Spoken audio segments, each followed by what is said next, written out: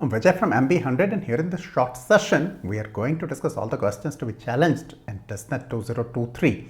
We'll tell you how to challenge those questions and we will assess the impact of such challenges as well. This is the report card of TISSNET 2023, 8 erroneous questions out of 100. Is that acceptable? Results would be out in some time. Some aspirants would succeed, some would fail, but one result is out already. Tata Institute of Social Sciences miserably failed on TISSNET 2023. These are the types of errors. There is one question where data itself is inconsistent. There are as many as 5 questions in which none of the given options is correct. Then there are 2 questions where the correct option needs to be changed from what is given there in the provisional answer key. What happens with the erroneous questions? Most probably they would be nullified. That is what TISS did on TISSNET 2018. Now, when you open the window, when you start the process, this is what you get to see. Alright? Sender would be taken automatically. Subject can be any of these 4, TISSNET 2023 or general awareness or verbal reasoning or mathematics and logical reasoning. It can be many more, I believe. Ashutosh gave general awareness, I gave TISSNET 2023 as the subject, and these were accepted. Select the query. Here the drop down menu will show you just one answer key challenge, so that is what you have to go for, and then you have to type in all your queries here in the box given here. Message. Alright. Okay, no fee was charged. You have to submit all your queries in one go. Please, just one go, mind it. Please put the IDs of all the questions you challenge. Do not put a single question without giving their ID. I tried to put 8 queries initially, but it was not accepted.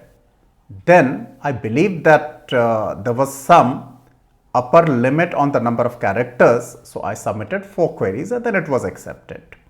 Alright. After submission, this is what you would get to see. Okay. And after submitting once, if you try to submit it for the second time, then this is what you get to see. So it's just a reminder. Whatever you have to submit in just one go. Okay. This is one of those questions to be challenged. Alright, we all know that the answer should be 240 meters. Alright, 100 meters, the given answer here is actually the displacement, something that we have been talking about for a long time. Isn't that? This is how he moves. None of the options is correct, of course. Alright, if you have marked option 4 in the examination, and then if this challenge is accepted, you lose 1 mark, mind you. So, if you have marked option 4, do not challenge it and pray that others also do not challenge it. But if you have marked any of the options 1, 2 or 3, please do challenge it. Alright, here in this question, the data itself is inconsistent. If A is 21%, how can a part of A be 55%? That is impossible. In fact, the given data itself is inconsistent. The question is incorrect. Alright. If you have marked option 1, do not challenge it. If you have marked any other option, okay, please do challenge it. Now here, UNFCCC convention has been signed by. If the answer is 198 countries, then I can draw a conclusion. And the conclusion is that the European Union is a country. If the European Union is a trading bloc, then the answer cannot be 198 countries. The answer should be 197 countries. So, the correct answer should either be 198 parties, mind you, parties, or 197 countries and a trading bloc. And here, as all the options are in terms of countries, and especially when one of the options is 197 countries, the best option is certainly 197 countries. Mind you, each and every country is a party, but a party is not necessarily a country all the time. Alright, so the correct answer should be 197 countries. If you have marked option 4, do not challenge. If you have marked option 1, you have all the reasons to challenge it.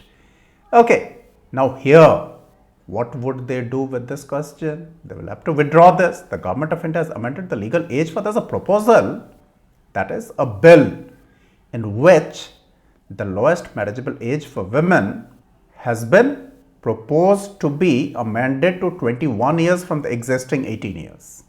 Right? Alright, that is not yet an act. So marriage for only girls cannot be correct. Now if you come forward with that argument that it was done way back in 1978, then in 1988 the age for voting was lowered to 18 years from 21 years. Then that also should be the answer. Ideally the question should be withdrawn. It is a loosely framed question and it should be withdrawn. It's as simple as that. Alright. Okay. Here also, if you have marked option 2, do not challenge it. Okay. If you have marked any of the options 1, 3 or 4, you have all the reasons to challenge it. What about this question? We all know that all 4 options are incorrect. Right?